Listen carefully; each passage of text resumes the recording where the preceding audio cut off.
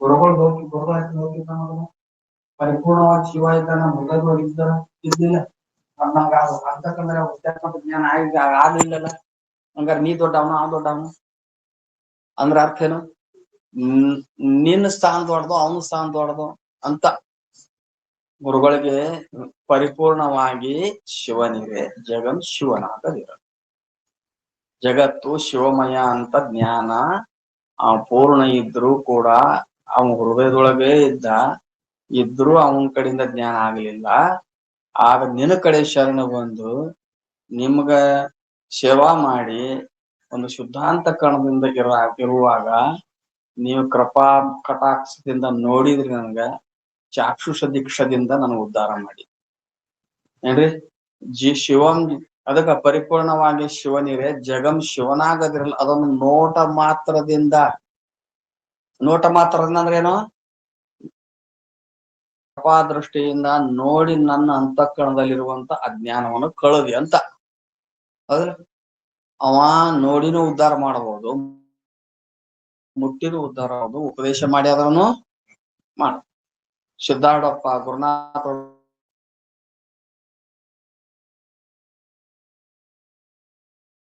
ಅವ್ರು ಮುಟ್ಟಿದ್ರ ಜ್ಞಾನ ಜ್ಞಾನ ಮನುಷ್ಯ ಅಂದ. ಮುಟ್ಟಿದ್ರ ಜ್ಞಾನ ಆಗ್ತತಿ ಗುರುಗಳು ಅಂತ ಶಕ್ತಿ ದಿನ ನನ್ನ ಜ್ಞಾನ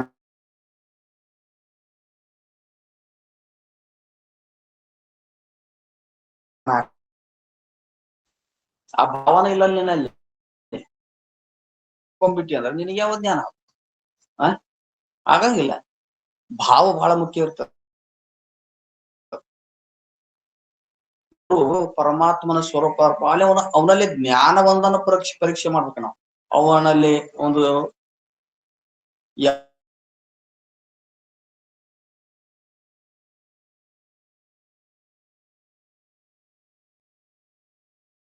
ಅದಾನು ಏನ್ರಿ, ಒಮ್ಮೆಮ್ಮೆ ಹೀನ ಪ್ರಾರಬ್ಧ ಇದ್ರ ಒಂದ್ ಸ್ವಲ್ಪ ಗುರುಗಳು ಏನಾದ್ರು ಸ್ವಲ್ಪ ಇದು ಆಗಬಹುದು.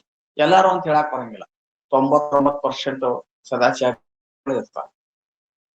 ಅವನ ಜ್ಞಾನ ನಿಷ್ಠತ್ವ ಇರ್ತವೆ, ಶಾಸ್ತ್ರದಲ್ಲಿ ಪ್ರೇಮ ಇರ್ತವೆ, ದೃಢವಾದ ಭಕ್ತಿ ಇರ್ತೈತೆ ಅವ್ರಿಗೆ.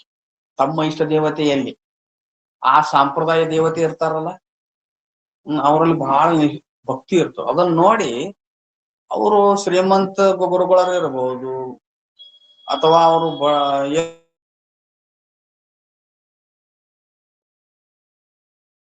ಇರ್ಬೋದು, ಅವ್ರದ್ದು ರೂಪ ಪ್ರಾರಬ್ಧ ಆದ್ರೂ ಇರಬಹುದು. ಅದ್ರ ಅದನ್ನ ನೋಡಕ್ ಹೋಗ್ಬಾರ್ದು. ಅದು ಪ್ರಾರಂಭದ ವಿಷಯ. ಅವರಲ್ಲಿ ಜ್ಞಾನ ನಿಷ್ಠತ್ವ, ಶಾಸ್ತ್ರದ ಪ್ರೇಮದಲ್ಲಿ ನಿಷ್ಠ ಇರ್ಬೇಕಲ್ಲ.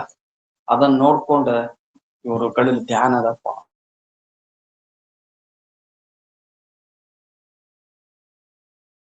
ಬಂದಾರ. ಅವನಿಗೆ ಶ್ರದ್ಧಾವಾನ್ ಲಭತೆ ಜ್ಞಾನ. ಶ್ರದ್ಧಾ ಇದ್ರೆ ಜ್ಞಾನ ಆಗ್ತದೆ. ಹೌದು, ಗುರುಗಳೇ ಅದಕ್ಕ ಹೇಳ್ತಾರ, ಪರಿಪೂರ್ಣವಾಗಿ ಇದ್ದ ಪರಮಾತ್ಮ ಎಲ್ಲಾ ಕಡೆಗೆ ಮೊದಲ ನನ್ನ ಹೃದಯದಾಗೂ ಇದ್ದ. ಈಶ್ವರ ಸರ್ವಭೂತಾನಾಂ ಹೃದ್ದೇಶ ಅರ್ಜುನ ತಿಷ್ಠತಿ ಇದ್ದ. ಆದ್ರೆ ಇದ್ರು ಕೂಡ ನನ್ನ ಹೃದಯದೊಳಗೆ ಇದ್ರು ನನಗೆ ಜ್ಞಾನ ಮಾಡಿಕೊಡ್ಲಿಲ್ಲ ನೋಡ್ರಿ ಅವ. ಅಂದ್ರ ಆ ಸಾಮರ್ಥ್ಯ ಹಂಗ ಅವೇ ಪರಮಾತ್ಮನೇ ಗುರುವಾಗಿ ಬಂದಾನ. ಆದ್ರ ಒಂದು ಜ್ಞಾನದ ಬಲ ಹಿಡ್ಕೊಂಡು ಬಂದ. ಅದೇ ಒಂದು ದೊಡ್ಡ ಸ್ಥಾನ. ಜ್ಞಾನ ಇದ್ದದ್ದೇ ದೊಡ್ಡದು ಒಂದು ಗೌರವ. ಅದಕ್ಕ ಗುರುಗಳೇ, ನೀವು ಬ್ರಹ್ಮಜ್ಞಾನಿಗಳು, ದಿವ್ಯ ಚಾಕ್ಷುಷ ದೀಕ್ಷೆ ಉಳ್ಳವು, ನನ್ನ ನೋಡಿದ್ರಿ.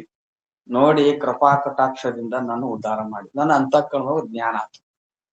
ಜ್ಞಾನ ಆದಗಳೇ ಈ ಜಗತ್ತು ಶಿವಮಯವಾಗಿ ನನಗೆ ಪ್ರತಿಜ್ಞೆ ಹಾಕದು. ಅಂದ್ರ ಅರ್ಥ ಅಂದ್ರ ಈ ಜಗತ್ತಾದ್ರೂ ಕೂಡ ಇದು ಒಂದಿನ ನಶಿಸಿ ಹೋಗ್ತದೆ. ಈ ಜಗತ್ತು ಮಾಯಾ ಕಾರ್ಯ, ಭಿನ್ನ ಭಿನ್ನ ನಾಮರೂಪಗಳು ಉಳಿತವೆ. ಇದರೊಳಗೊಂದು ಇಂದ್ರಿಯಗಳಿಗೆ ಅಗೋಚರವಾದ ಒಂದು ಆತ್ಮ ಅದ, ಎಲ್ಲಾ ಕಡೆ ತುಂಬಿಕೊಂಡ. ಕಣ್ಣಿಗೆರ ಕಾಣಂಗಿಲ್ಲ, ಅದು ಕಿವಿಗೆ ಕೇಳಲ್ಪಡುವುದಿಲ್ಲ. ಹೌದು, ಇಂದ್ರಿಯಗಳಿಗೆ ಗೋಚರ ಇಲ್ಲ. ಅಸ್ಥಿ ಭಕ್ತಿ ಪ್ರಿಯ ರೂಪದಿಂದ ವ್ಯಾಪಕ.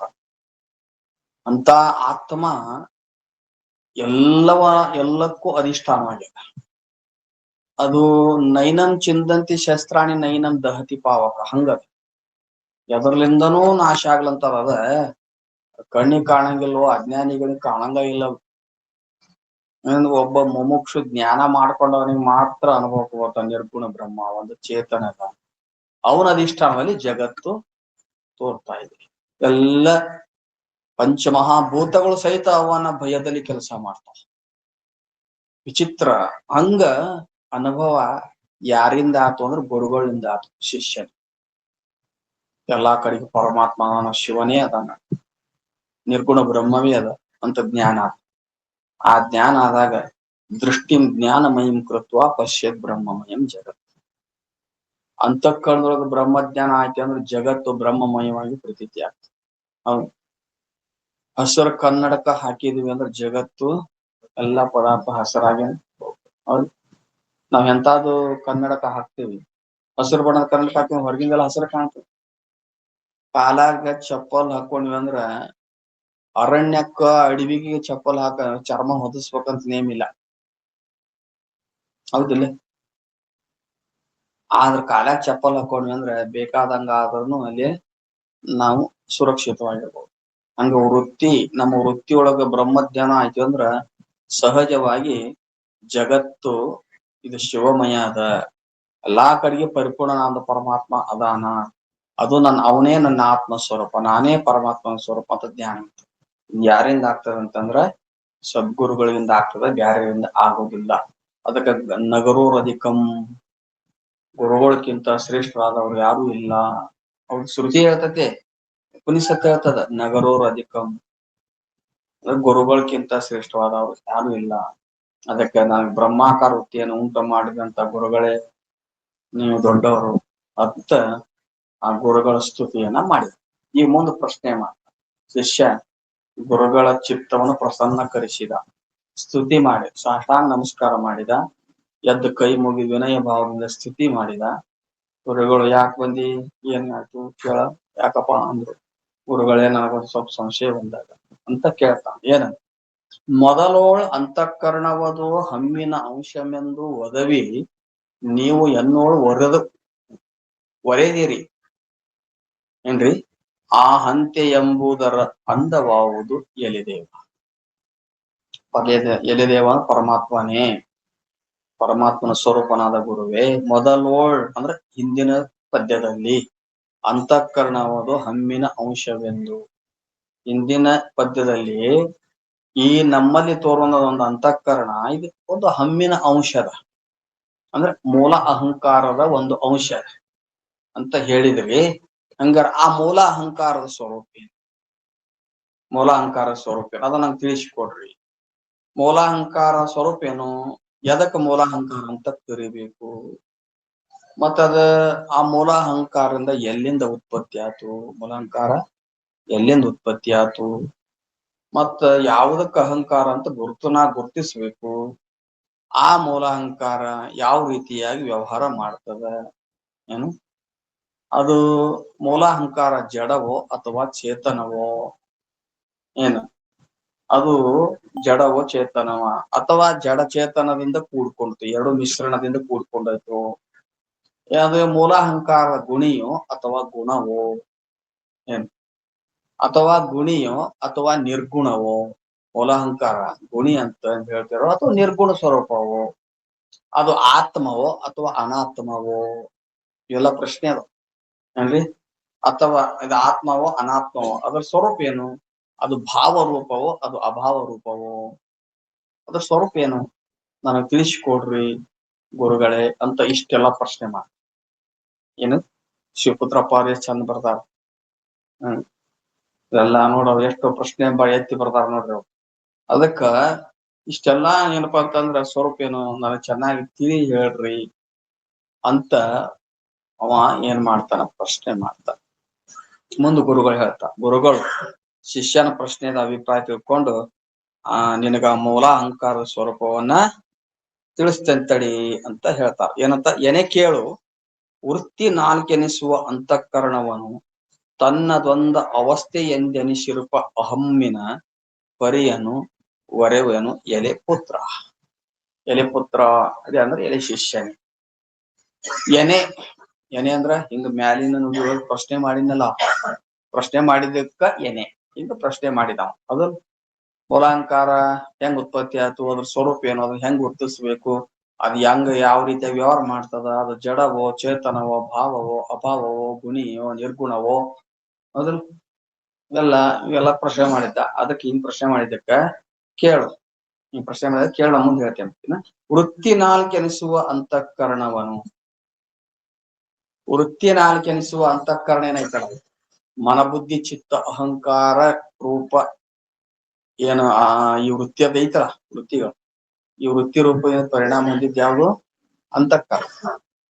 ಅಂತಃಕರಣ ಪರಿಣಾಮ ಹೊಂದಿಲ್ಲ, ಅದಕ್ಕ ವೃತ್ತಿ ನಾಲ್ಕೆನಿಸುವ ಅಂತಃಕರಣ. ಆ ಅಂತಃಕರಣ ಏನೈತಲ್ಲ ತನ್ನದೊಂದು ಅವಸ್ಥೆ. ಆ ಅಂತಃಕರಣ ತನ್ನದೊಂದು ಅವಸ್ಥೆ ಅಂದ್ರ ಮೂಲ ಅಹಂಕಾರದ ಒಂದು ಅವಸ್ಥೆ.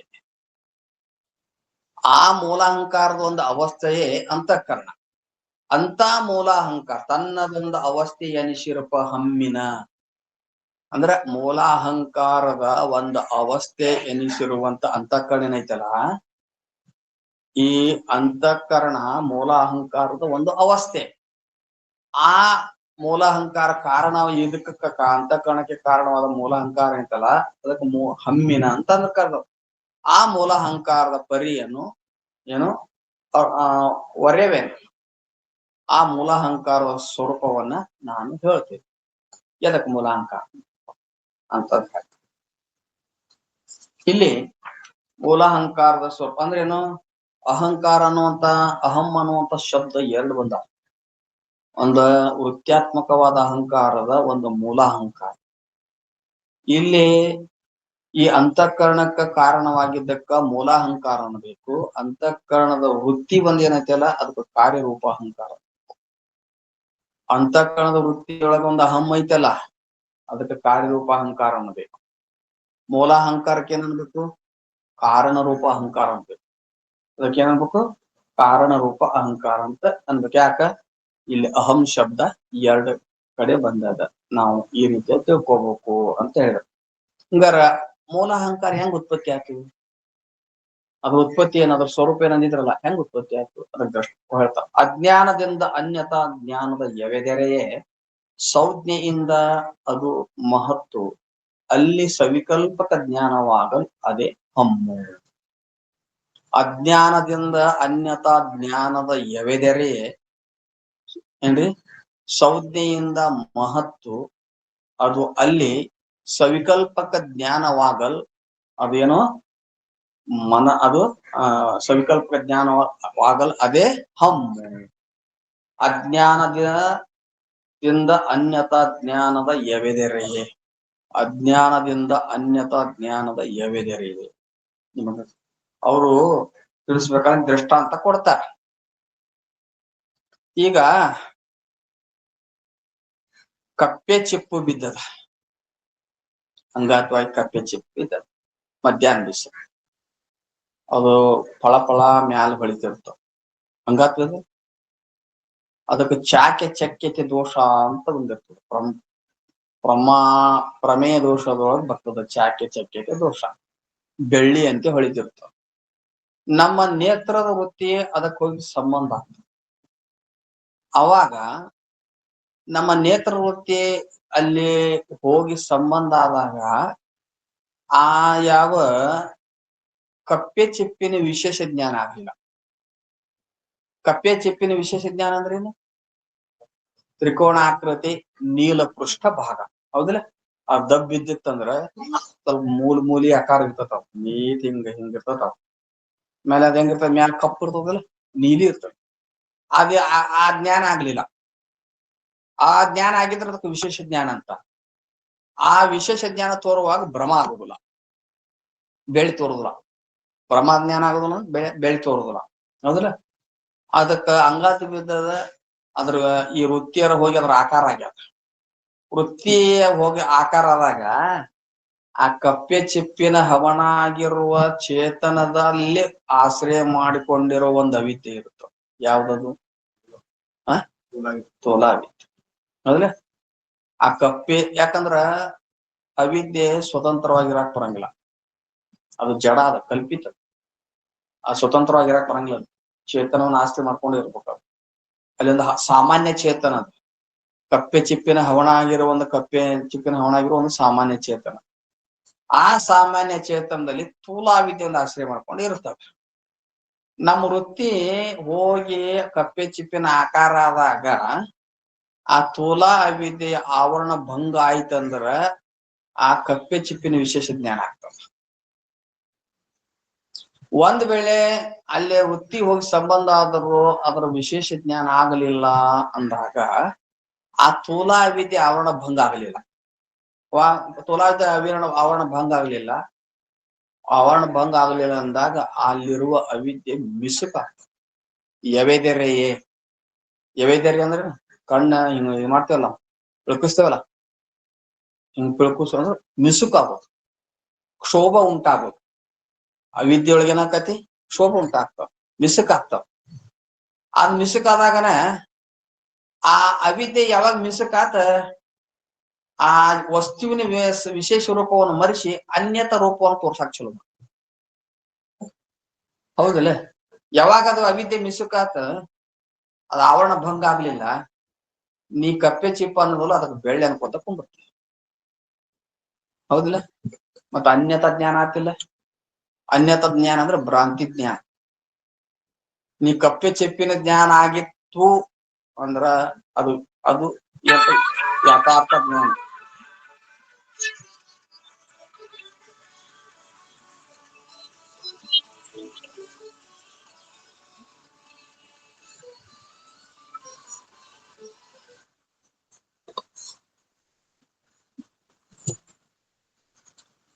ಕಪ್ಪೆ ಚಿಪ್ಪಿನ ಜ್ಞಾನ ಆಗಲಿಲ್ಲ ಅಂದ್ರ ಬೆಳ್ಳಿಯಾಗಿ ತೋರಕ್ ಚಲೋ ಮಾಡ್ತದಲ್ಲ, ಅದಕ್ಕೆ ಅನ್ಯತಾ ಜ್ಞಾನ. ಅನ್ಯತಾ ಜ್ಞಾನ ಅಂತ ಅದು. ಆವಾಗ ಇಲ್ಲಿ ಇದು ರಜತ ವಿರುತ್ತದೆ ಅಂತ ಅಧ್ಯಾಸ.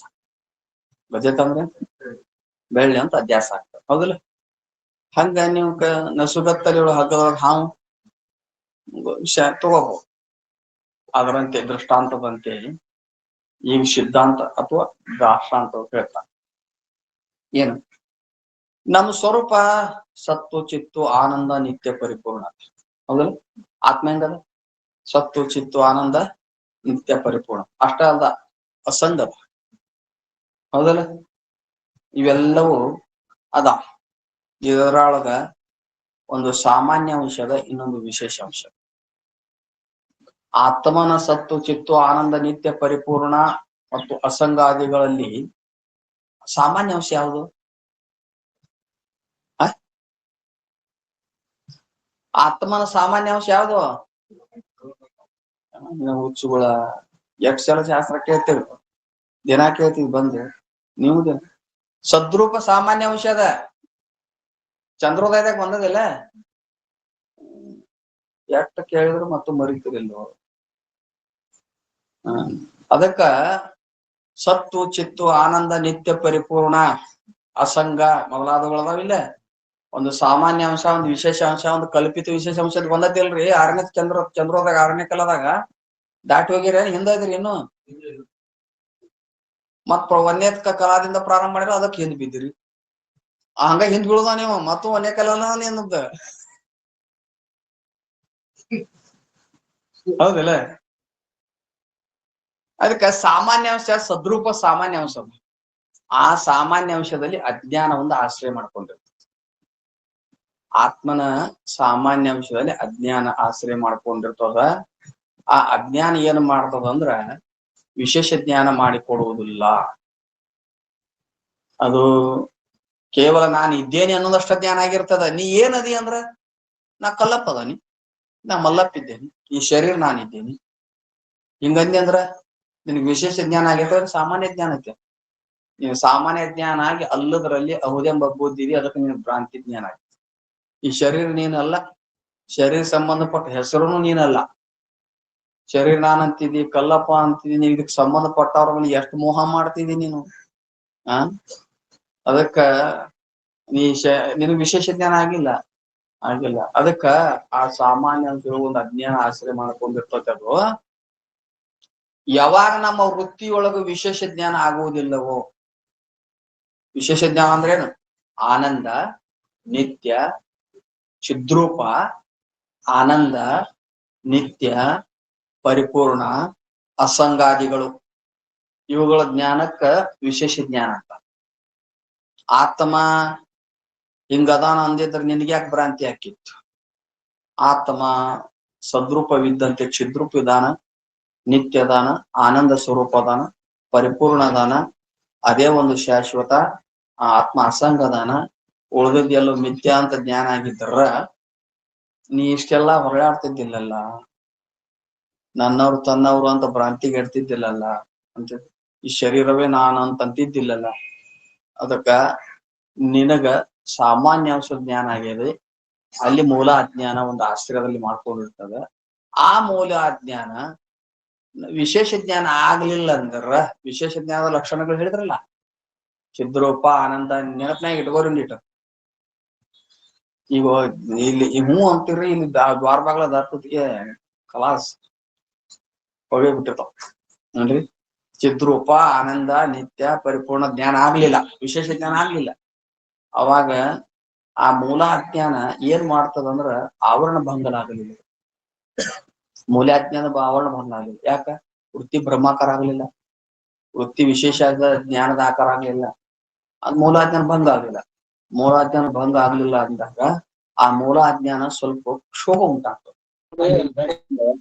ಆ ಸ್ಥೂಲಾಜ್ಞಾನದ ಆವರಣ ಭಂಗ ಆಗದೇ ಇದ್ದಾಗ ಮಿಸುಕ ಆಗಿ ಅದು ಕಪ್ಪೆ ಚಿಪ್ಪಿನಲ್ಲಿ ಬೆಳ್ಳಿಯನ್ನು ತೋರಿಸ್ತೋ ಸ್ಥೂಲ ಅಜ್ಞಾನ. ಹಂಗ ನಮ್ಮ ಚೇತನದಲ್ಲಿ ಅಂದ್ರೆ ಸದ್ರೂಪ, ಚೇತರೂಪ, ಸಾಮಾನ್ಯಾಂಶದಲ್ಲಿ ಆಶ್ರಯ ಪಡ್ಕೊಂಡಂತಹ ಮೂಲ ಅಜ್ಞಾನ ವಿಶೇಷ ಜ್ಞಾನ ಆಗದೇ ಇದ್ದಾಗ ಅಲ್ಲಿ ಏನ್ ಮಾಡ್ತದ? ಮಿಸುಕ, ಏನೋ ಕ್ಷೋಭ ಉಂಟಾಯ್ತು. ಸ್ವಲ್ಪ ಮಿಸುಕ ಆದಾಗ ಅದೇನ್ ಮಾಡ್ಬಿಡ್ತದ? ಅನ್ಯತಾ ಜ್ಞಾನದ ಎವೆದರೆ. ಸ್ವಲ್ಪ ಮಿಸುಕ ಆತಂದ್ರ ಅಲ್ಲಿ ಪ್ರಮಾಜ್ಞಾನ ಆಗೋ ಬದ್ಲಿ ಭ್ರಮಾಜ್ಞಾನ ಆಗ ಚಲೋ. ಪ್ರಮಾಜ್ಞಾನ ಆಗ್ಲಿಲ್ಲ. ಆತ್ಮನ ಯಥಾರ್ಥ ಜ್ಞಾನಕ್ಕೆ ಪ್ರಮಾಜ್ಞಾನ ಅಂತಾರ. ಅಲ್ಲಿ ಪ್ರಮಾಜ್ಞಾನ ಆಗಿಲ್ಲ, ಭ್ರಮಾಜ್ಞಾನ. ಮಿಸುಕಾಗಿ ಅದು ಇದ್ದ ವಸ್ತುವಿನನ್ನ ಮರೆಸಿ ಅಲ್ಲದರಲ್ಲಿ ಅಹುದೆಂಬ ಬುದ್ಧಿಯನ್ನು ಉಂಟು ಮಾಡ್ತು. ಅದಕ್ಕೆ ಅತ್ಯಾಸ. ಅದರಿಂದ ಏನ್ ಮಾಡ್ತಾ? ನಿಮ್ಮ ಶರೀರ ನಾನು, ಶರೀರ ಸಂಬಂಧ ಇಂದ್ರಿಯಗಳು ನಾನು, ಮನಬುದ್ಧಿಯಾದಿಗಳು ನಾನು, ಶರೀರ ಸಂಬಂಧಪಟ್ಟವ್ರು ನನ್ನವ್ರು ಅದರ. ಈ ಶರೀರ ಸಂಬಂಧಪಟ್ಟ ನಾಮ ರೂಪ ಜಾತಿ ಕುಲಾದಿಗಳು ಎಲ್ಲ ಸತ್ಯ ಅದಾವ. ಹಿಂಗ ಬ್ರಹ್ಮಜ್ಞಾನ. ಅವಾಗ ಯಾವ ಮೂಲಾಜ್ಞಾನ ಸ್ವಲ್ಪ ಮಿಸುಕಾಗಿ ಅನ್ಯತಾ ಜ್ಞಾನ ಅಂದ್ರ ಅದಕ್ಕೆ ಬ್ರಹ್ಮಜ್ಞಾನ ಅಂತಾರಲ್ಲ. ಅನ್ಯತಾ ಜ್ಞಾನದ ಮಹತತ್ವ ಅಂತ ಕರೀತಾರೆ. ಅನ್ಯತಾ ಜ್ಞಾನದ ಮೊದಲನೇ ಮೆಟ್ಟಲಿದು. ಪ್ರಕೃತಿ ಯಾವಾಗ ವಿಶೇಷ ಜ್ಞಾನ ಆಗ್ಲಿಲ್ಲ ನಮಗ, ಪ್ರಕೃತಿ ಅದು ಮಿಥ್ಯ ಆಗ್ಲಿಲ್ಲ, ಆ ಪ್ರಕೃತಿ ಅಥವಾ ಅಜ್ಞಾನ ಮಿಸುಕಾಯ್ತಂದ್ರ ಅದು ರೂಪಾಂತರ ಹೊಂದಿಬಿಡುತ್ತೆ. ಆ ಅಜ್ಞಾನ ಅಥವಾ ಪ್ರಕೃತಿ ಮಾಡ್ತತಿ ರೂಪಾಂತರ ಹೊಂದಿದ ಮೊದಲನೇ ಅವಸ್ಥೆನೆ ಮಹತತ್ವ. ಆ ಮಹತತ್ವ ಹೆಂಗಿರ್ತದಪ್ಪ? ಹೆಂಗಿರ್ತದ? ಮಹತತ್ವ ಉಬ್ಬಿದ ಬೀಜದಂತೆ ಮಧ್ಯಾವಸ್ಥೆಯಲ್ಲಿ ಇರ್ತದೆ. ಅಂದ್ರೇನು? ಅದು ಕಾರಣ ರೂಪನೂ ಅಲ್ಲ, ಈ ಕಡೆ ಕಾರ್ಯ ರೂಪನೂ ಅಲ್ಲ. ಹೌದ್ಲಿ? ಬೀಜ ನೀರಾಗ ಹೋಗದ್ವಿ ಅಥವಾ ಭೂಮಿಗೆ ಹಾಕಿದ್ವಿ. ಮೊದಲ ಭೂಮಿಗೆ ಹಾಕೋಕ್ಕಿಂತ ಮೊದಲ ತೇವಾಂಶಕ ಅದಕ್ಕೆ ಮುಟ್ಟೋಕ್ಕಿಂತ ಮೊದಲ ಅದೇನಾಗಿತ್ತು? ಗಟ್ಟಿ ಕಾಳಿತ್ತು. ಹೌದಲ್ಲ? ಅದು ಗಟ್ಟಿ ಕಾಳು ಉಳ್ದಿಲ್ಲ, ಈಗ ಉಬ್ಬೈತಿ. ಮೊಳಕಿನೂ ಹೊಡೆದಿಲ್ಲ. ಮೊಳಕೆ ಮ್ಯಾಲ ಬಂದೈತೇನೆ? ಹಿಂಗೂ ಇಲ್ಲ. ಮಧ್ಯಾವಸ್ಥೆ ಐತಲ್ಲ, ಅದಕ್ಕೆ ಮಧ್ಯಾವಸ್ಥೆ ಉಳಿದೋಕೆ ಏನಂತಾರ? ಮಹತ್ತತ್ವ. ಆ ಪ್ರಕೃತಿನೇ ಮಹತ್ತತ್ವ ರೂಪವಾಗಿ ಪರಿಣಾಮ ಅಂತ. ಯಾವಾಗ? ವಿಶೇಷ ಜ್ಞಾನ ಆಗದೇ ಇದ್ದಾಗ ಅಷ್ಟು ಕೆಲಸ ಮಾಡ್ತದೆ. ಅದರಲ್ಲಿ ಆ ಮಹತ್ತತ್ವ ಅದು ರೂಪಾಂತರ ಹೊಂದಿ ಮಹತ್ತತ್ವ ಆದಾಗ ಅಲ್ಲಿ ಒಂದು ನಾನು ಅಂತ ಒಂದು ಸವಿಕಲ್ಪ ಜ್ಞಾನ ಉತ್ಪತ್ತಿ ಆಗ್ತದೆ. ಅಹಂ ಅಲ್ಲಿ ಉತ್ಪತ್ತಿ ಆಗ್ತದೆ. ಮಹತ್ತತ್ತಿನಲ್ಲಿ ಸವಿಕಲ್ಪಕ ಜ್ಞಾನ ಉತ್ಪತ್ತಿ ಆಗ್ತದೆ, ಅಹಂ ಅಂತ. ಆ ಅಹಮ್ಮಕ್ಕನ ಮೂಲಾಹಂಕಾರ. ಮೂಲಾಹಂಕಾರ ಅಂತ ಅಂದ್ರೇನು? ಮೂಲಾಹಂಕಾರ ಮಹತ್ತತ್ವದ ಕಾರ್ಯವಾಗಿದೆ. ಹೌದಲ್ಲ? ಪ್ರಕೃತಿ ಅದ ಪರಿಣಾಮ ಹೊಂದಿ ಮಹತ್ತತ್ವಾಗಿಂದ ಮೂಲ. ಅದಕ್ಕ ಮೂಲಾಹಂಕಾರ ಹೆಂಗ್ ಉತ್ಪತ್ತಿ ಆತ ಅದನ್ನ ಹೇಳಿದ್ರು. ಏನಂತ? ಅಜ್ಞಾನದ ಅವಸ್ಥೆನೂ ಅಲ್ಲ, ಮಹತ್ತತ್ವ ಅಂದ್ರೆ ಲೆಕ್ಕ ಹೇಳಿದ್ರು.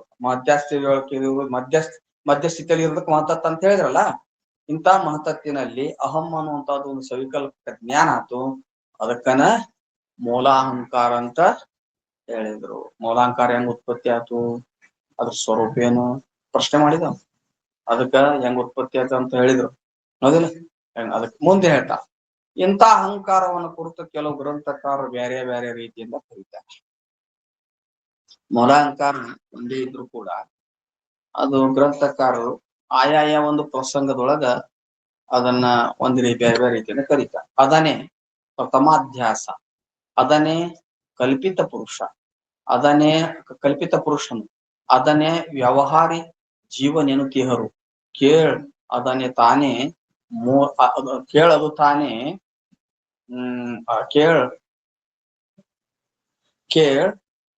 ಅದು ತಾನೇ ಮೂಲವು ಅಕೀಳಕ್ಕೆ. ಕೇಳದು ತಾನೇ ಮೂಲವು ಅಕೀಳಕ್ಕೆ. ಆ ಮೂಲಾಹಂಕಾರ ಕುರಿತು ಕೆಲವರು ಬೇರೆ ಬೇರೆ ಬೇರೆ ಬೇರೆ ಬೇರೆ ಹೆಸರಿಂದ ಕರೀತಾರೆ. ಏನ್ ಕರೀತಾರ? ಪ್ರಥಮಾಧ್ಯಾಸ. ಮೂಲಾಹಂಕಾರಕ್ಕೆ ಅಂತಾರ ಪ್ರಥಮಾಧ್ಯಾಸ. ನಮಗ ಅಧ್ಯಾಸ ಆಗೈತಿ. ಈಗ ಒಂದು ಕಾರ್ಯಾಧ್ಯಾಸ, ಇನ್ನೊಂದು ಕಾರಣ ಅಧ್ಯಾಸ ಅಂತ ಬರ್ತದೆ. ಕಾರ್ಯಾಧ್ಯಾಸ ಹಲವು ರೀತಿಯಾಗಿ ತೋರ್ತದೆ. ಕಾರ್ಯಾಧ್ಯಾಸದೊಳಗ ಈ ಅಂತಃಕರಣ ನಾನು ಅನ್ನುವುದಾಗಲಿ, ಅದರಿಂದ ಶರೀರ ನಾನು ಅನ್ನೋದಾಗಲಿ, ಅದರಿಂದ ಇಂದ್ರಿಯಗಳು ನಾನು ಅನ್ನೋದಾಗಲಿ, ಹೊರಗಿನ ಜಗತ್ತು ಸತ್ಯ ಅನ್ನುವಂತ ಭಾವನೆಯಲ್ಲಿ ಆಗಲಿ, ಇವೆಲ್ಲ ಸುಖಗಳು ವಿಷಯಗಳು ಸುಖ ಸ್ವರೂಪ ಅನ್ನೋದಾಗಲಿ ಎಲ್ಲ ಭ್ರಾಂತಿ ಅದಲ್ಲ. ಇದಕ್ಕೆ ಕಾರ್ಯಾಧ್ಯಾಸ ಅಂತ ಆಗಲ್ಲ. ಈಗ ಅದಕ್ಕ ಕಾರಣ ಅಧ್ಯಾಸ ಅಂದ್ರ ಮೂಲ ಅಹಂಕಾರವೇ ಕಾರಣ ಅಧ್ಯಾಸ. ಇದಕ್ಕ ಪ್ರಥಮಾಧ್ಯಾಸ ಅಂತ ಯಾಕಂದ್ರು ಅಂದ್ರ, ಈ ಅಧ್ಯಾಸ ಆದ್ಮೇಲೆ ಮುಂದಿನ ಅಧ್ಯಾಸಗಳು ಚಲೋ ಆಗ್ತಾವ.